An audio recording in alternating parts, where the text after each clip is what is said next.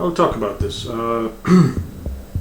Depends whether you use a Git client or just downloading it from GitHub.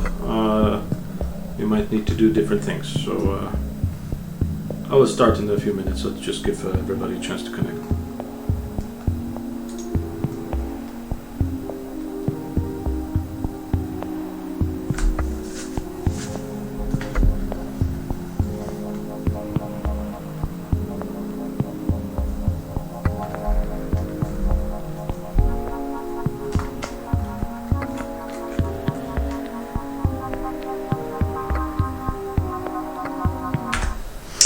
Okay, good morning.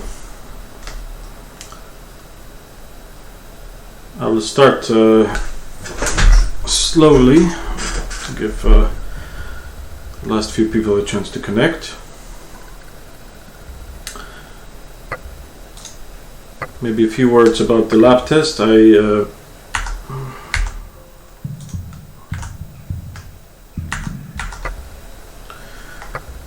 So I'm almost done grading this, so by the end of the lecture I will ask you to DM me your last name, and then I will start sending you out the results with some comments from me. Maybe we can have a little bit of a chat about it individually as well.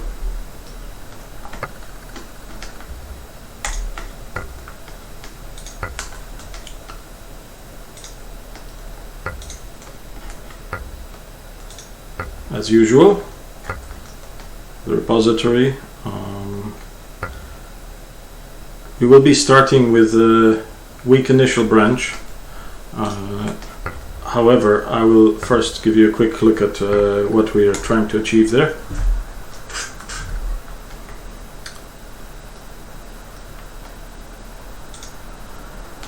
Can everybody see my screen okay? Yep. Okay. Alright, so today we'll start making something that is a little bit more resembling of a game. So let's have a look.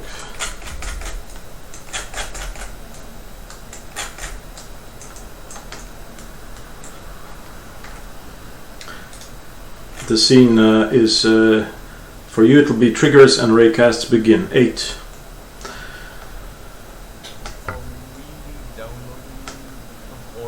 Yeah, if you are downloading, if you don't have your GitHub client set up or don't know yet how to use it, well, it is. Oh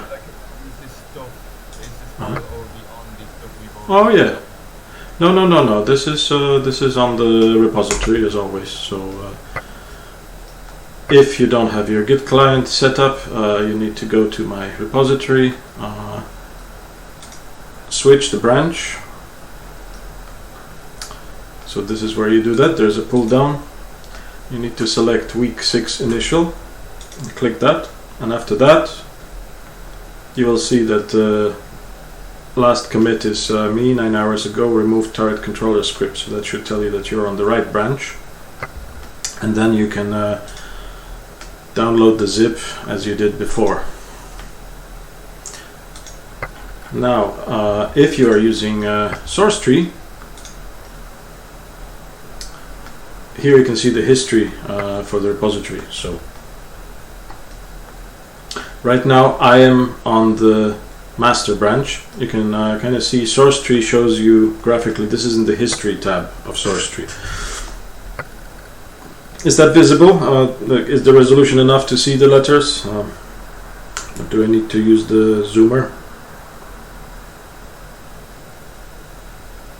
I think we're on a Nitro enabled Discord, so the resolution should actually be quite high.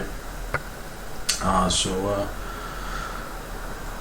okay, so just to get you an idea there, going back to working with Git, you can see this is my history of commits right from the beginning there from 1st of February. You can see the whole history of what's been going on. And at certain times I've branched off. So in this case, a few commits ago, I have just give me a second.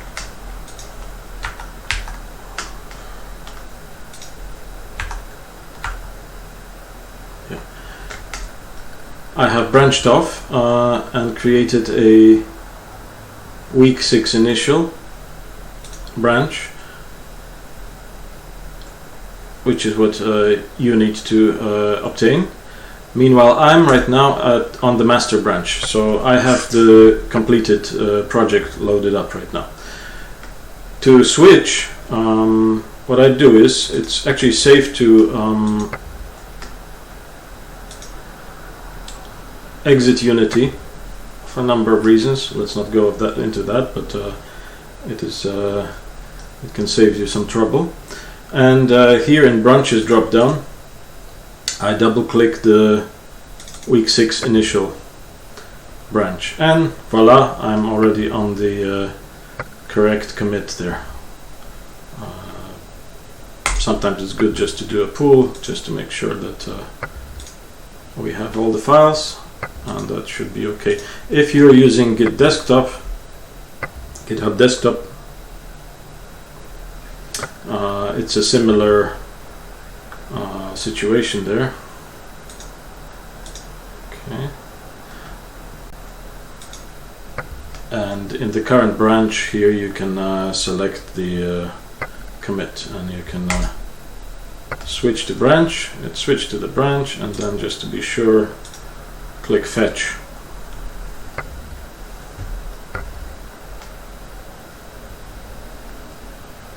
So that's it. That's well, if you're using different Git client, then you're a little bit on your own, but in the worst case, you can always use GitHub and just download the whole thing, unzip it, and open up in Unity. So let me do a really quick switch to the full version again.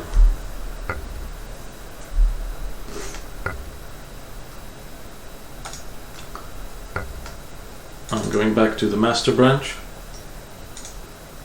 The highlighted commit shows me the currently active. It shows me I'm on this red branch here. So origin head and origin master.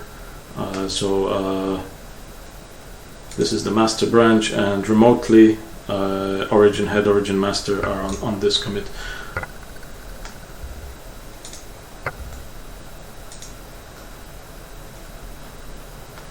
It will become a bit more intuitive once you work with it more, but for any bigger project, it's well, very often that you need to switch branches. As a developer, you will be working. Oftentimes, you will be working on your own branch, and then once you're done with your new functionality, your piece of code that you've been working on, you then create a pull request, and the lead developer would merge it into the main branch, for example. So going back, I'm reopening Unity now just to give you another look at what exactly we're doing today. We'll be continuing with Unity physics. So we've already worked a little bit with collisions.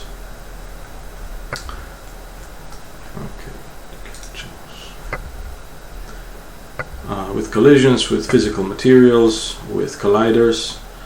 Today we'll work a little bit with triggers and raycasting.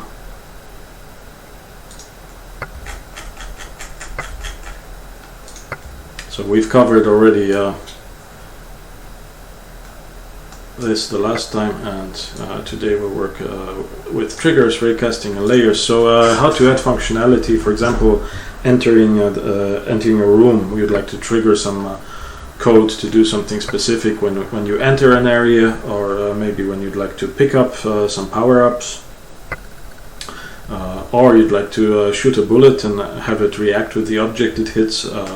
Also, raycasting is useful when you want to find the object at the extension of a line.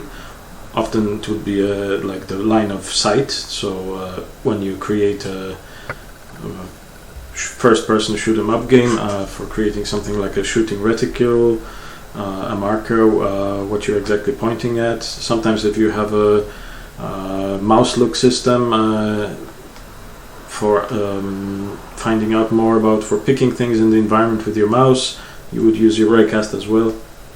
And layers, which are a pretty broad topic. I will show you how to use layers, what we might need layers for. They're useful both for rendering and for physics.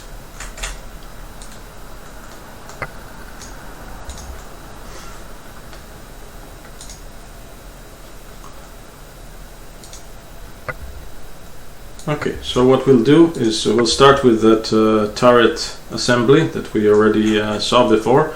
Only at the end of the lecture we would like to have first of all this system where the turret is gonna react to you coming near to it, yeah, and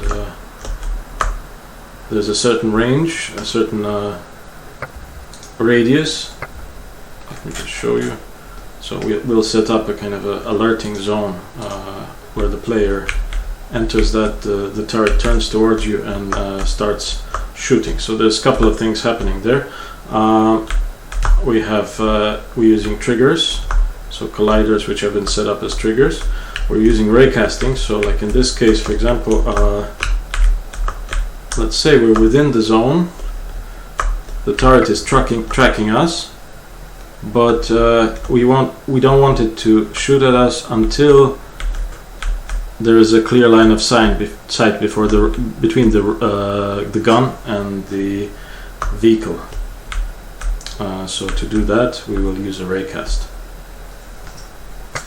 Okay, that's pretty much it. So it will be live coding, so I will create this code mostly from scratch, and you will follow.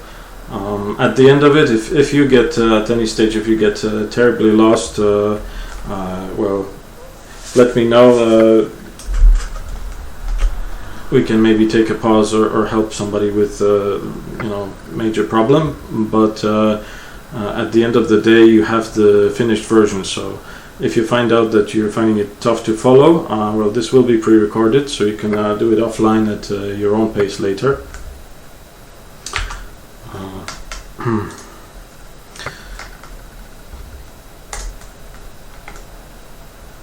Okay, so let me go back to again, I'm switching the branch. Let me use source tree for that again.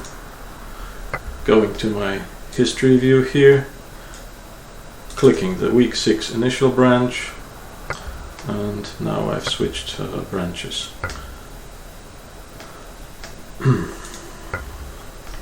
Okay, and I'll open this in Unity again.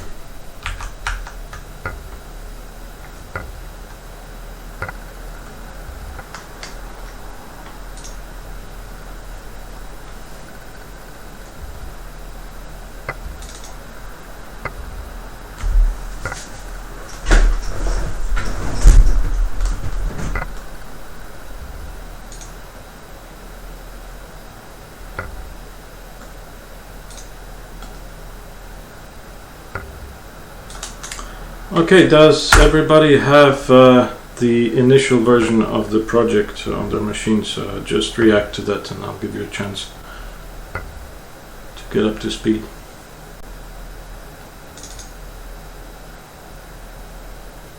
Cool.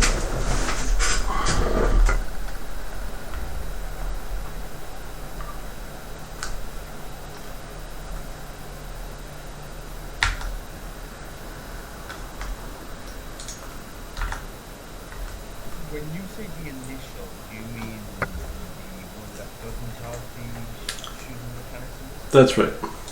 Okay, that's fine. Yeah, we will start mainly from scratch. I mean, this is already a somewhat complex scene, so let me maybe mention that I have modified the player controller a little bit, so feel free to have a look at the changes. I decided that the pitching mechanic was a little bit too cumbersome to work with, so I just changed it to up and down. However, it is still a physics-based setup, so the vehicle does react to the collisions, but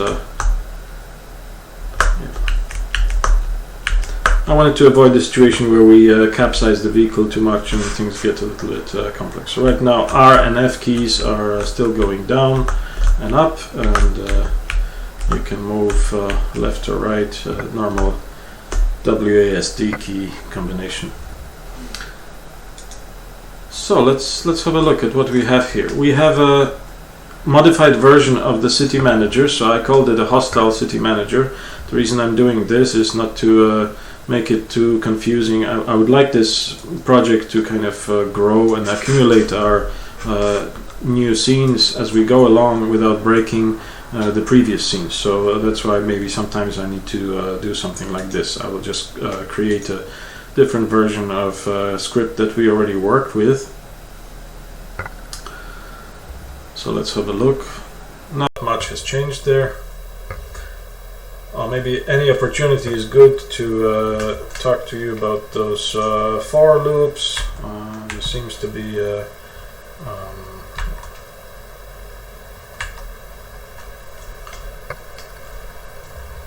be still quite a lot of confusion, judging by the exams, about how to actually set up for loops.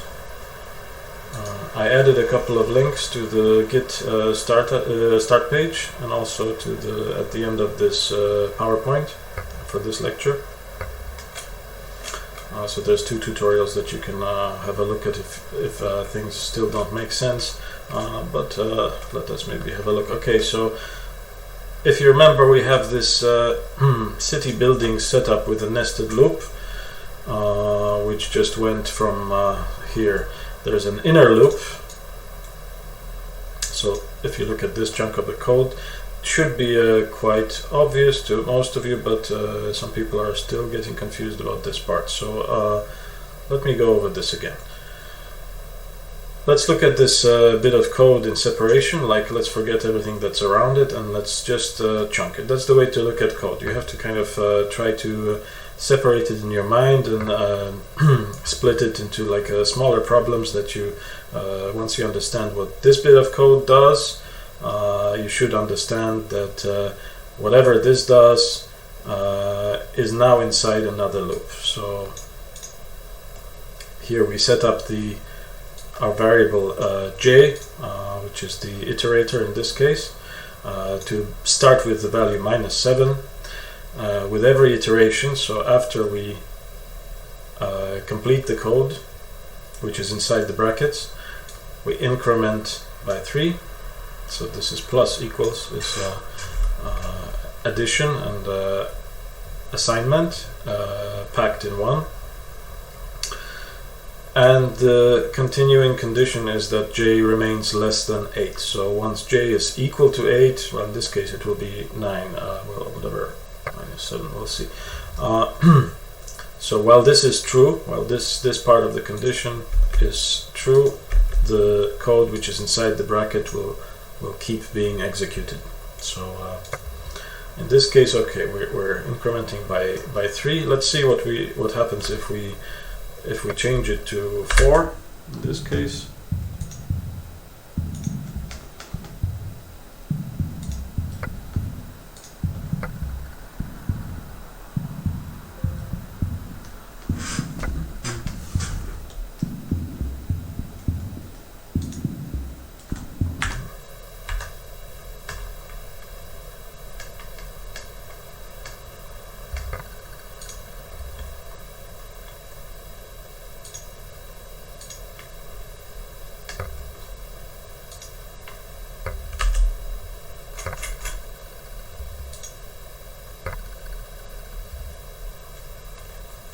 Okay, so now we see that we have a slightly asymmetrical setup.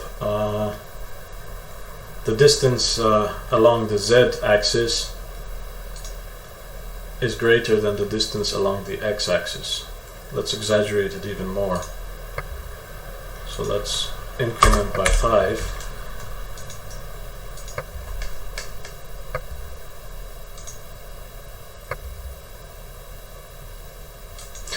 This kind of experimentation is something I'd really encourage for you to do if you're still unclear about some parts of the code. For example, like once you get the feedback from me about your lab test, focus on that particular bit of code and really convince yourself that you understand what's going on there. If there's still something that gives you trouble, well, ping me and we'll try to figure out what it is that's giving you trouble. Okay, so again we've increased the spatial distance along the z-axis to 5, so you can see that we're changing the grid appearance. Let's make it a bit more exaggerated even, so we get the sense now that this loop corresponds to what happens in rows of buildings along the z-axis. So let's now move on to the outer loop, and let's say I'll decrease the increment here to 1,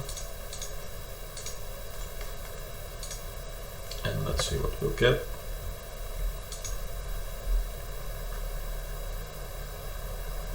Okay, so now we don't have any spacing because we've just incremented 1 by 1, and we have a nice little bit of a I don't know, Amsterdam style old building street,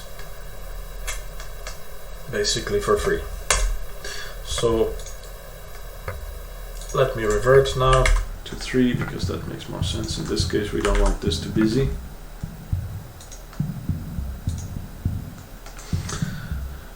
And we have to update our planning array to account for the turret, because we'll be building well, let's see, actually maybe we don't necessarily need to do that.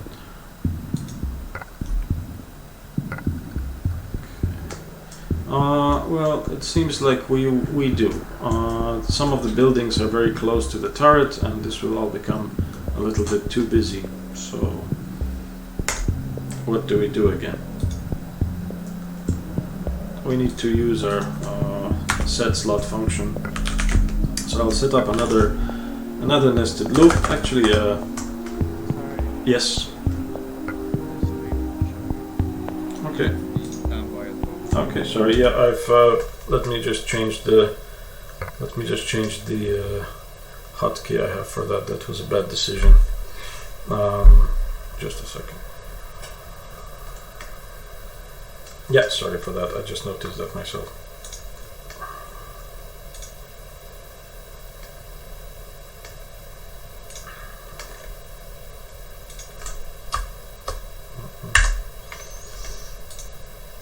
All right.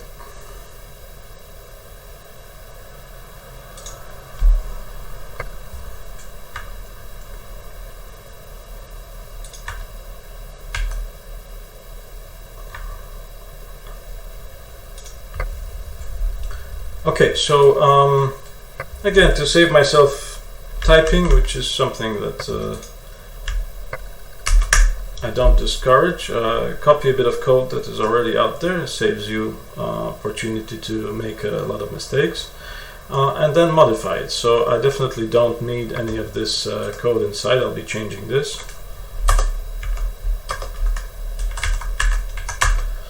And I'll change the loop extends to, let's say, from -3. Yes.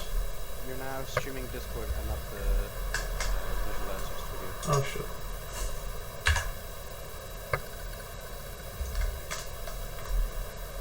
Okay. Can you still can you see Visual Studio now? It's okay. Yeah. Okay. Cool. So we'll go from -3 to let's say 4.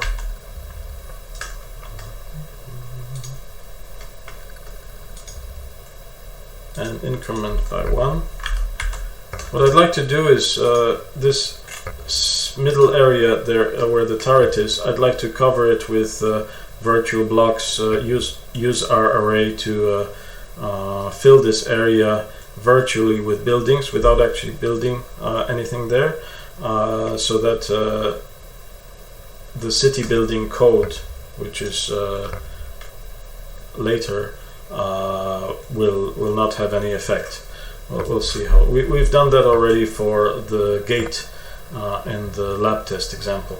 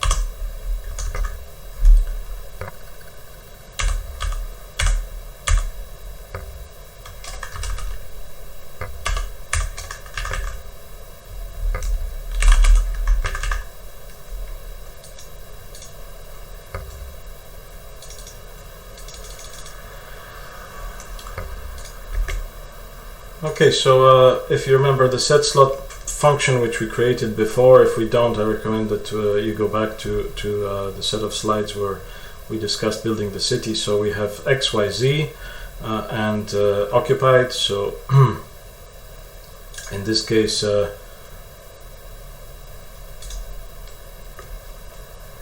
me just refresh my mind there.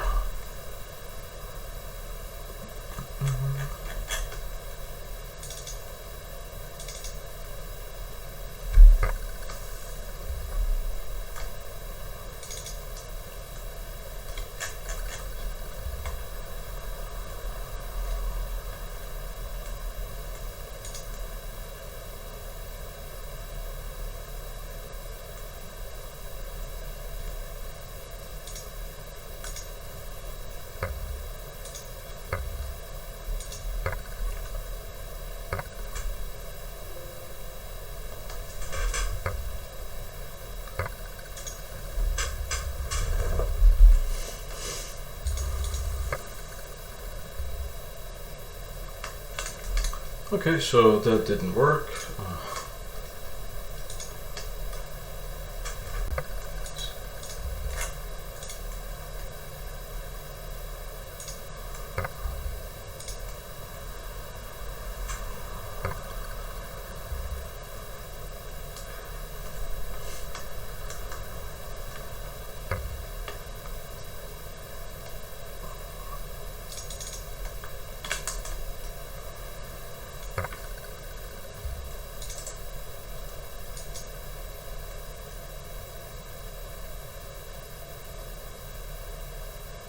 Okay, so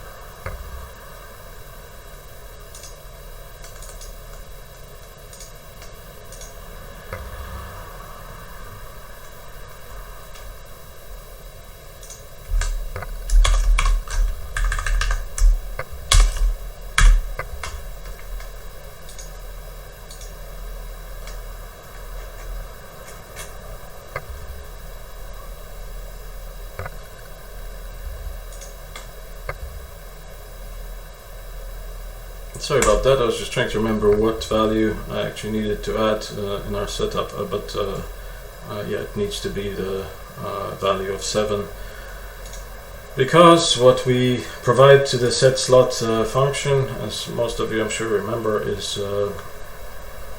the actual array index. So this already needs to be shifted to correspond to values from 0 to 15. So we have this city array going from 0 to 14.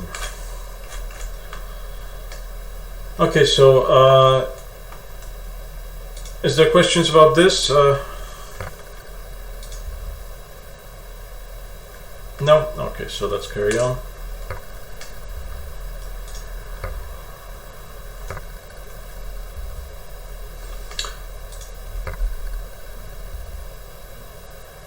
Okay, so now we've cleared the field a little bit. The turret is still not doing anything, so let's work on that. If you remember a few lectures back, we had a setup where our turret was rotating to face the player. So this was done using the specifically created script that we made, look at target. So I'm just going to add this component onto the gun just to kind of refresh your mind. I will also open the I will also open this script so that you can have a quick look to see what was going on there. Target, horizontal plane, lock, yeah, that should work. So if all goes well, yeah, this should be rotating the gun repeatedly and then moving away. So you'd need to do the same for the dome.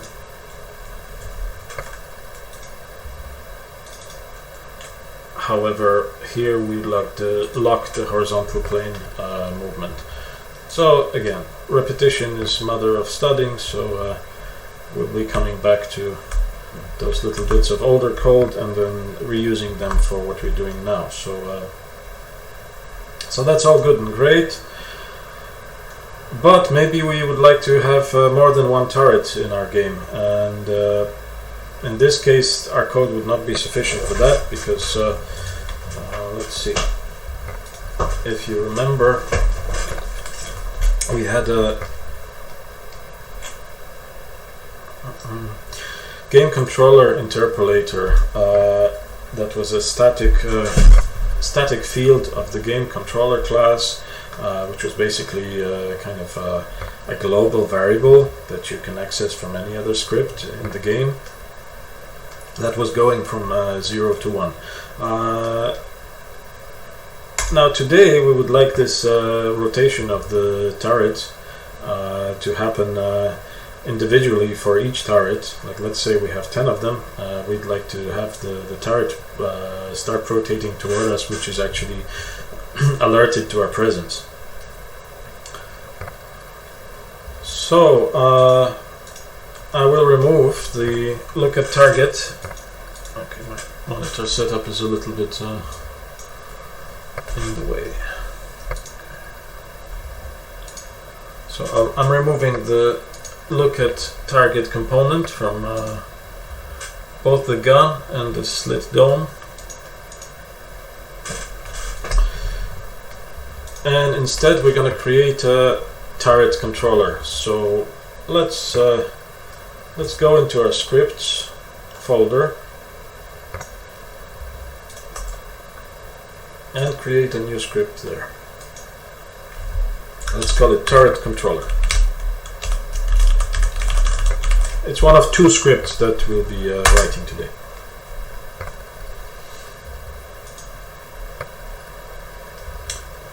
If you're more used to this kind of shorthand of adding component and then creating new script, this is also good.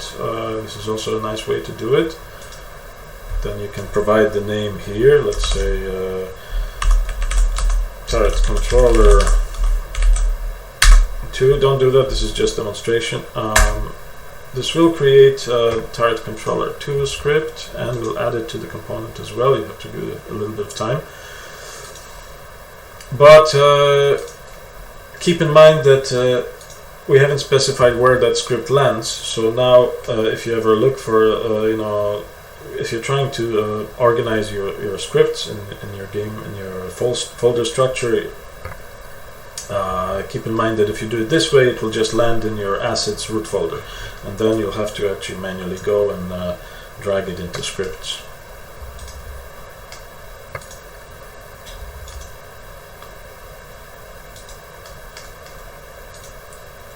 I don't want that turret controller 2 at all, so I'll delete it. Right. Okay. However, I do want the turret controller script on my hostile turret. Okay. Why did I put this script here and not on any of the others?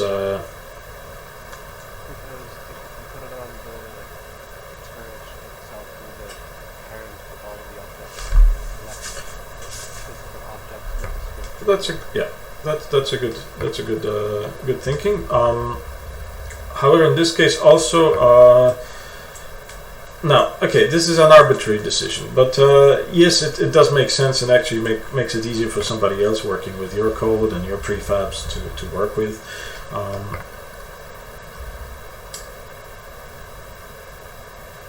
But this does complicate things for us a little bit, because these are still separate objects parented to our hostile turret.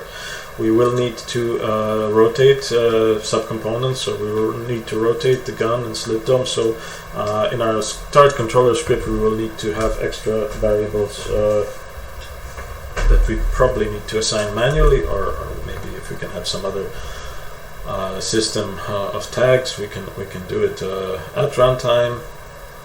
but for the moment we'll just do it the simple way by dragging and dropping things in the inspector.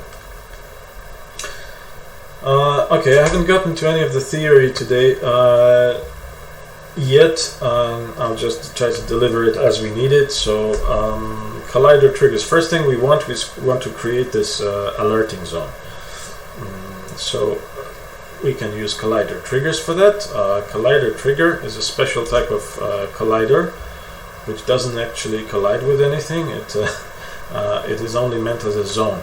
So it also makes sense for this collider to be assigned to the same object we have the turret controller, and I will get to why in a second.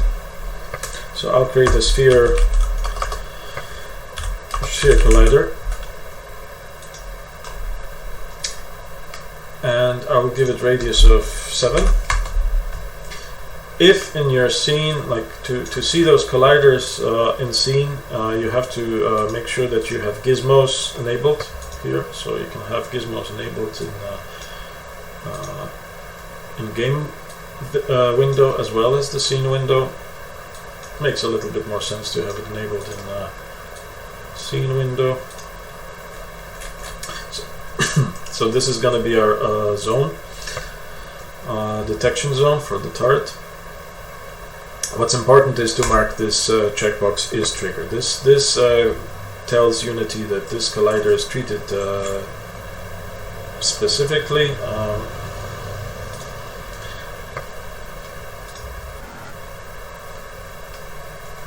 as a trigger, basically, and there are some special rules to work with it. So so far in writing code we have usually done things sequentially. So we have our update function and we do things one after another, and then we come back the next frame to do something, make checks maybe every frame. But there's a lot of things in our game that we don't need to do very often. They only need to do under specific conditions. So the mechanism for doing that in general in programming usually is referred to as a callback. This isn't a Unity term. In Unity,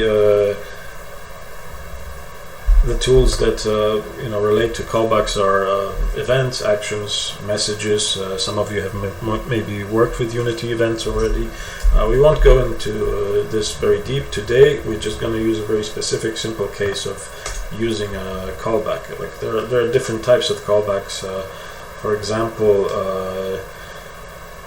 onEnable is something that you might have used before. It's one of the Unity methods that gets triggered. Like for example, update. You could think of update as a callback that happens every time that the frame is rendering.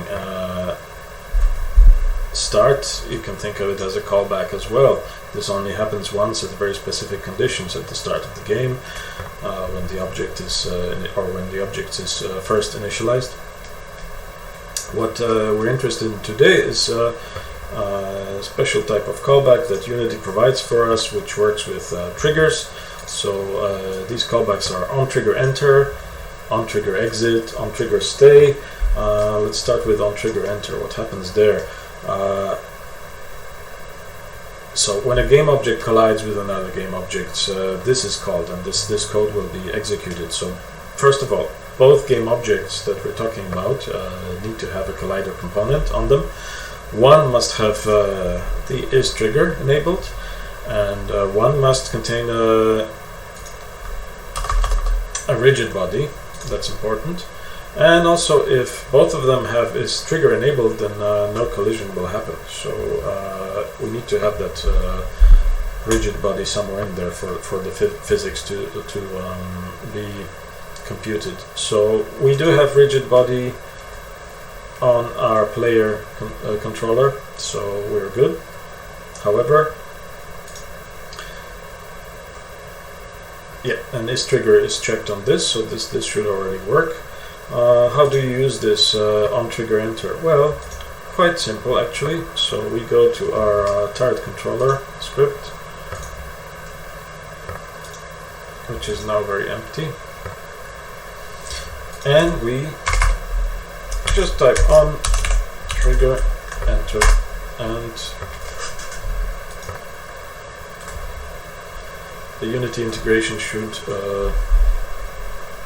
help us complete this code. So we have this code here that we need to write. What will happen when we enter the trigger? Well, let's see. Any ideas what we might do if we detect that the turret is that the player is within a certain radius of the turret? Any ideas? Set something to a value, so a flag, right? That's good. So let's create a public flag. Let's make it public for now, so that we can actually see in Inspector what's going. We'll use Boolean type, so just a true or false. So we'll call it alerted. So I don't know if you looked at the code before class, since I made the build a bit earlier, but which is also a good idea to do before class. So, okay, let's just not make it difficult for ourselves. So let's add on trigger exit as well. And what we'd like to do is on trigger enter, let's make alerted is true. Okay. And on trigger exit, alerted is false. The default value for alerted before we do anything with the collider is going to be what?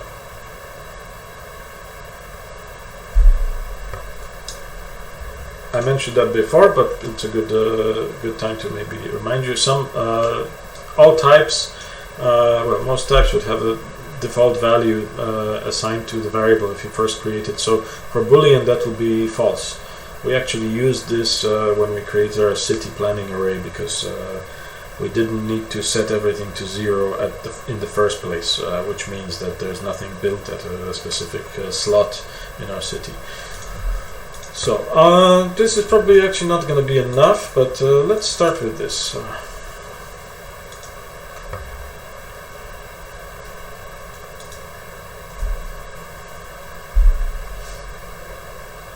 Okay.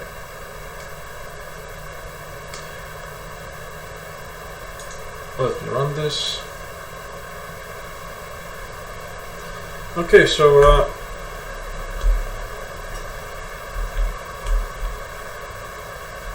okay, so this actually works. This works because the only object with a rigid body, I believe, is going to be the player. What I was worried about is that other objects might be triggering this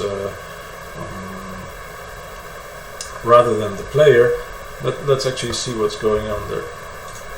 Let's see layers. Okay, that's good.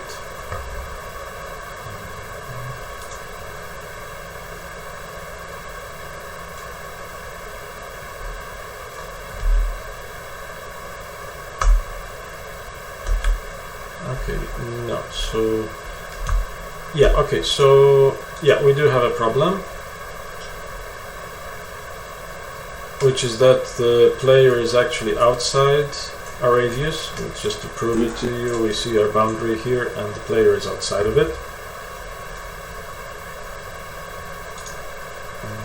Sorry, is the stream going okay? I got some, I'm not sure if my computer is struggling a little bit.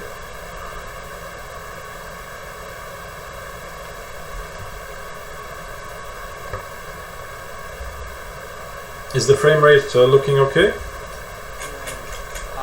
currently back at home where I have to Okay.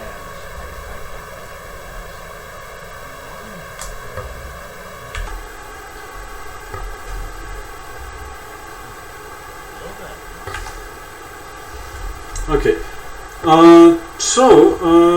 Yeah, the problem here is that the buildings would have triggered our turret, which is something we don't want. So how do we check for that? If you remember, we already used tags. So our player object is tagged as player.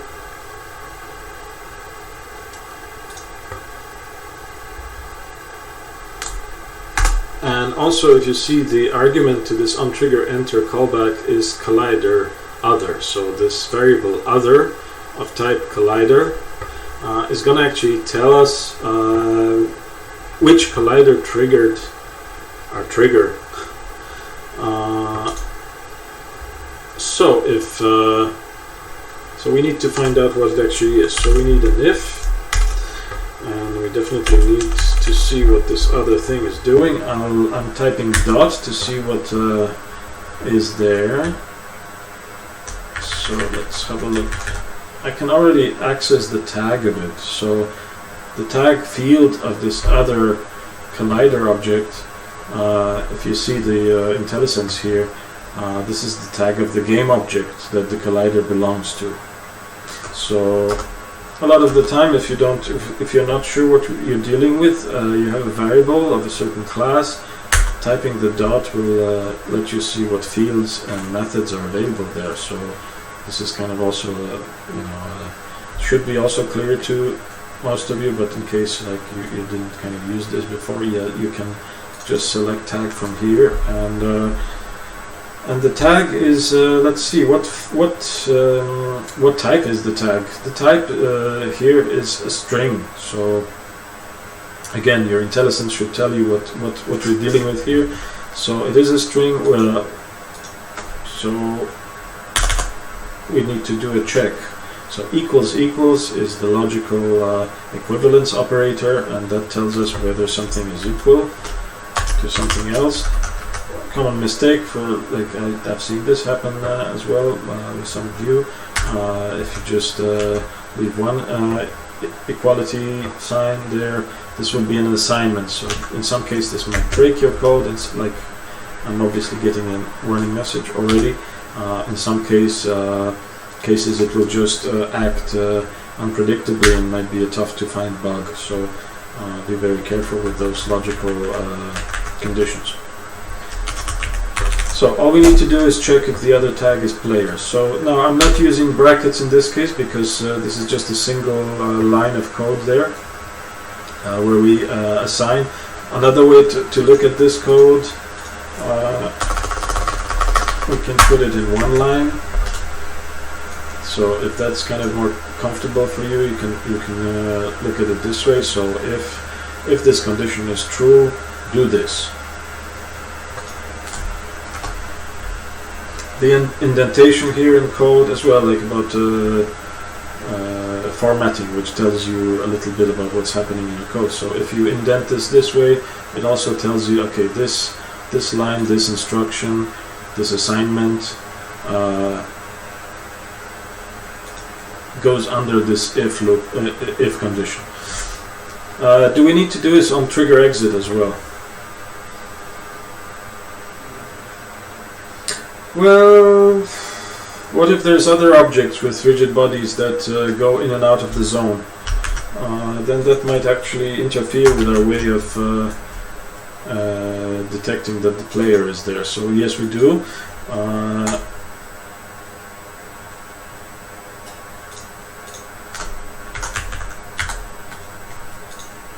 Okay, so you see the indentation happens automatically just to prove that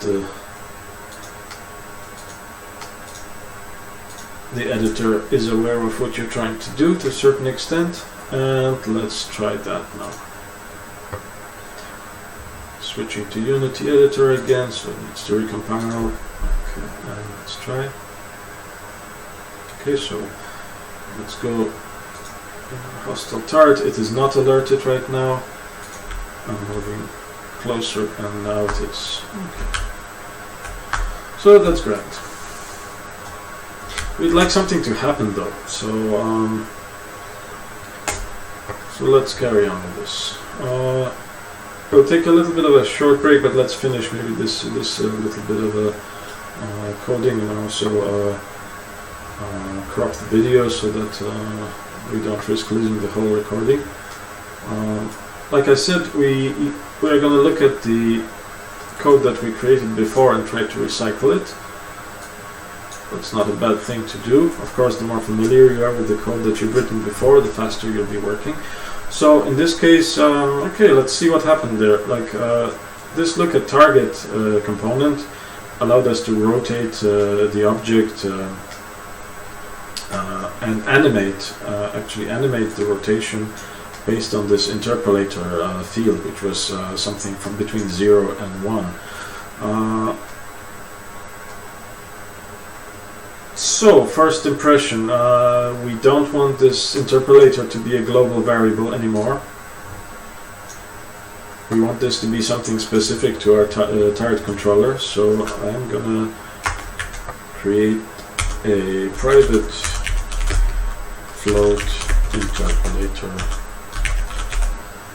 and I'm gonna assign value 0. Remember about the F for float, obviously. So this is a declaration of a float with assignment of the default value, and it is of type private, so we're not exposing it to the inspector, and it is not exposed to anything outside our target controller class. So what did we do with our interpolator in the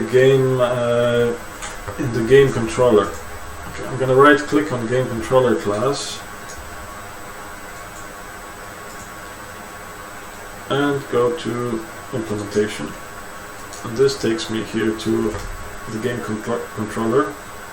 I'm going to keep this open, and let's see. I can also right click here and find all references. That is sometimes handy if you're trying to like trace up what's happening with a specific variable. And here in interpolator references, it will give you a listing. So I can click on this and it will take me to the line specifically that deals with interpolator. Now there's another reference somewhere else, and then clicking it took me to that place. They are both inside the look at target component, which we are not using, but we're going to be cannibalizing it. So this interpolator here in our update function of the game controller, we do something with assign function. So if you remember, we were animating, having something go from 0 to 1 repeatedly. Now we don't really find much use for that, so I won't use this bit of code at all. However, just again to remind you what we needed this interpolator for, at a certain stage we were using a slurp function. So this was an interpolator. We were interpolating between quaternion identities, so between a quaternion which represents a rotation which doesn't do anything, and look quat, which was a quaternion representing rotation toward the player. So this was done in the previous line. We create a look quat variable of type quaternion, and we use the look rotation method. Here you have an explanation. Creates a rotation with a specific forward and upward direction using a vector that we created. And that vector, looking back now, so I'm just kind of showing you, if you have a bit of code you're unfamiliar with, this one you should be somewhat familiar with already, but it's been a while, so let's refresh it, but also using the tools and using IntelliSense to let you make sense of the code. Yeah, you really need to convince yourself that you know what's going on before you can work with a bit of code, extend it, or write new pieces of code similar to it.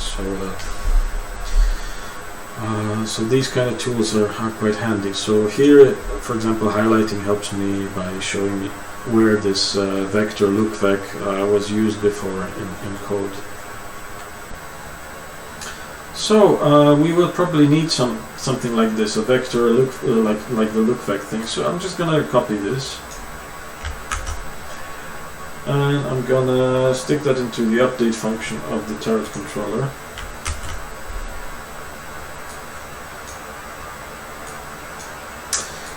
And actually I don't want this to be a local variable, so what happens here is that every time the update function is run, we initialize a new variable of type vector3. but what I'd like to do is have that available for later. So I'm going to just create a vector that I can use. I'm going to call it aim back, so that it's a little bit more relevant. Camel case for naming again, so this is going to be private.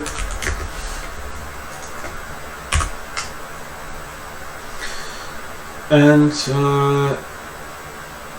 okay, so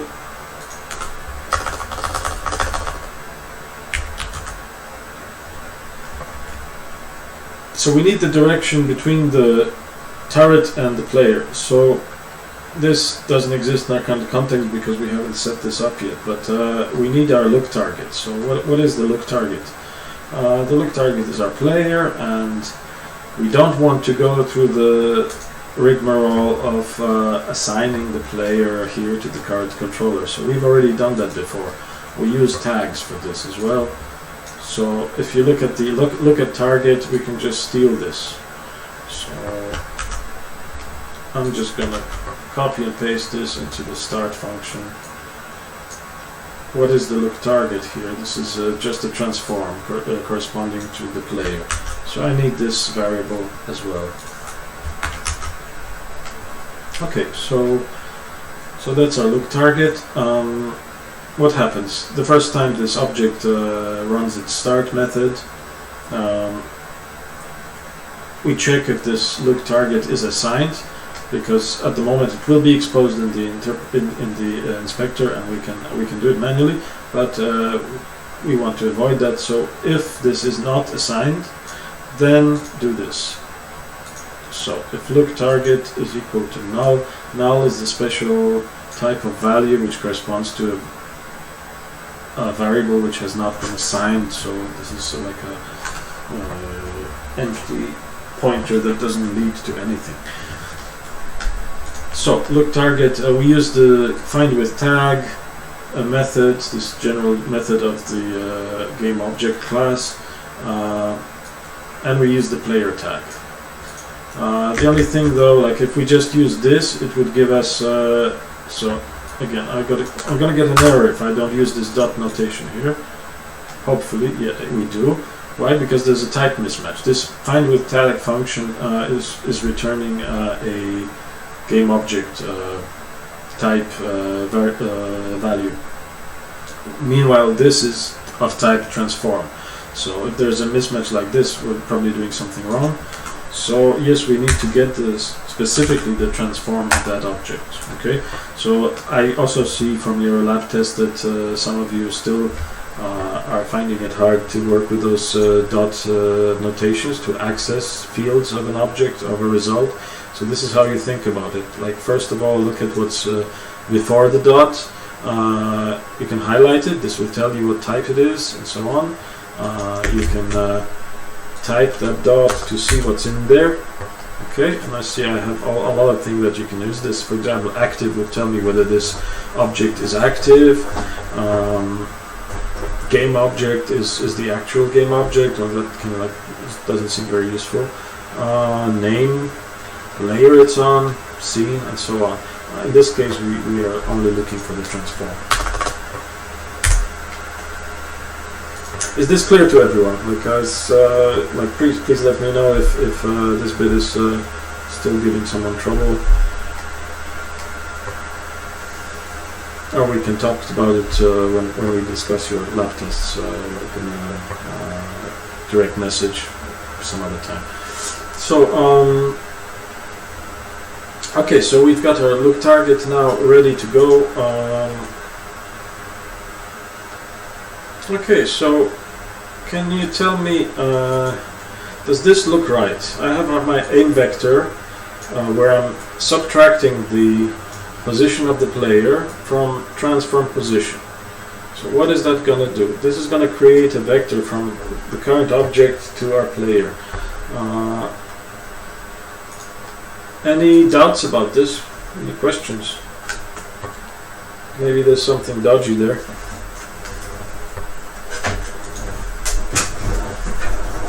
No? Okay, well, let's run into this problem later. So, okay, so we need to create that quaternion for rotation. So let's just go right in here into look at target.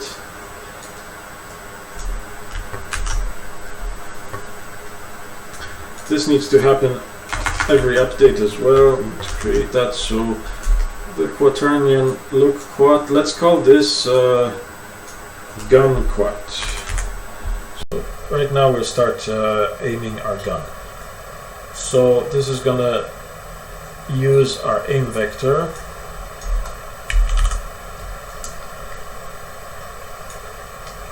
So this way we're obtaining the rotation that we need to use to point the gun at the player, right?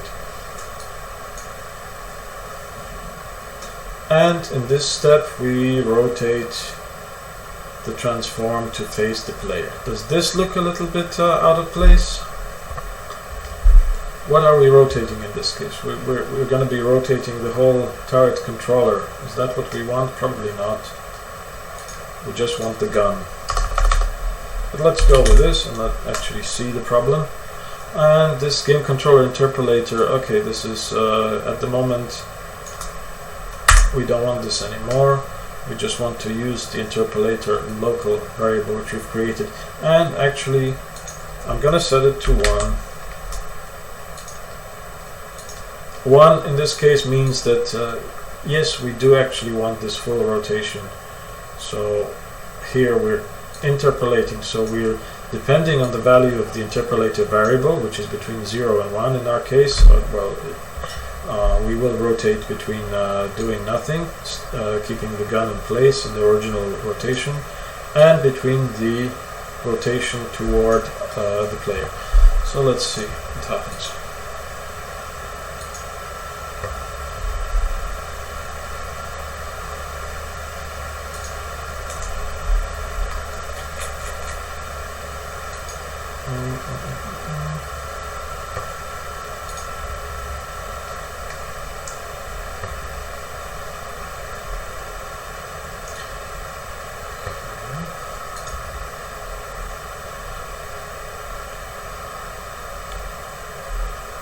Okay, so the whole turret is rotating now. Obviously this is not what we wanted.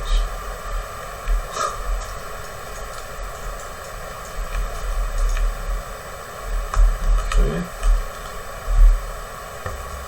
Is everybody at this stage? I can't look at your screen, so I don't really know where everybody's at, but maybe, okay, I'll drop another emote. Let's see.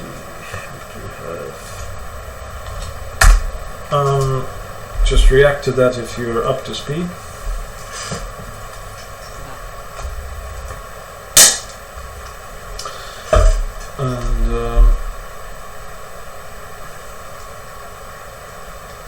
And we need to fix.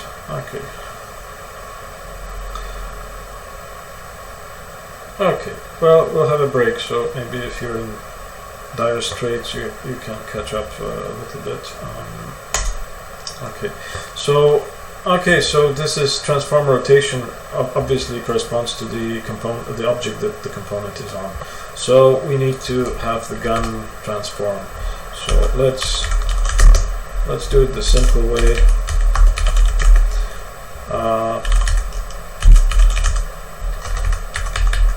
Gun transform, whatever. And while we're at it, why not do it for the dome as well, because we need to rotate both of them.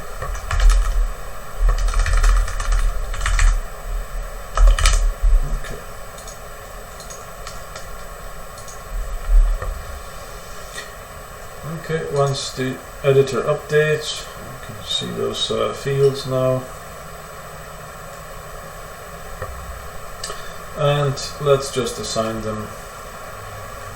So gun transform into the gun transform, and dome transform, slit dome into dome transform. Okay. So now we can actually use those transforms directly. Hostile turret is a prefab, so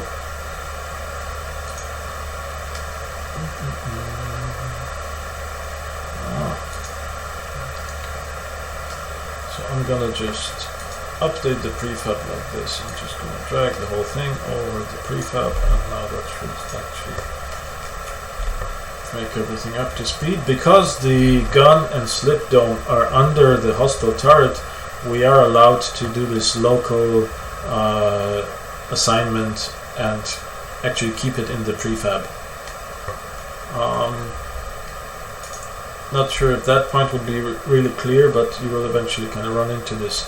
If I had a prefab and wanted to assign something from outside of this this object, this will be a problem, because prefabs operate outside of a scene context. They are assets, so you cannot actually use references to something in scenes. We'll come back to it probably. So now we have our gun transform. Let's just plug this in. So where we apply the rotation with every frame, gun transform rotation, and now at least the gun should be rotating the way we want it to. And if that works,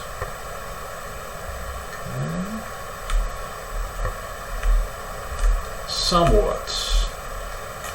Please have a closer look once you catch up and tell me what's wrong.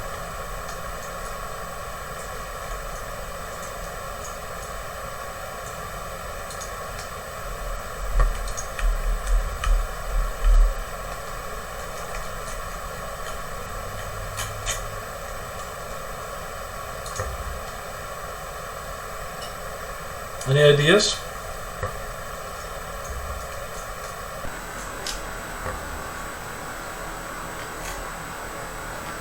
So the gun is not actually pointing directly at the player if you look closely. So if we want to actually start shooting our player and using this direction, we will have a problem. And why is that? Well, let's see what we're actually rotating towards. The aim vector is between look target position, so the player, and transform position. Which is the transform? The transform is the object that the component is on, and that has a reference point at the base of the turret. So actually we're looking at creating a vector between the base of the turret and the player, not the center of the gun and the player. So we have to fix that.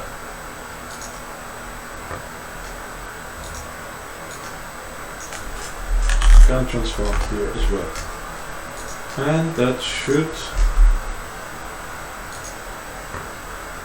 be us done with this part.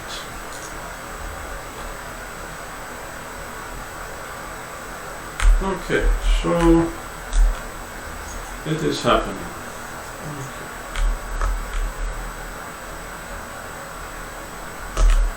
Alright. So let's take a break. Let's take 10 minutes and reconvene at 11:15, please. I'm good. 15. Good. Okay, I'll pause the recording.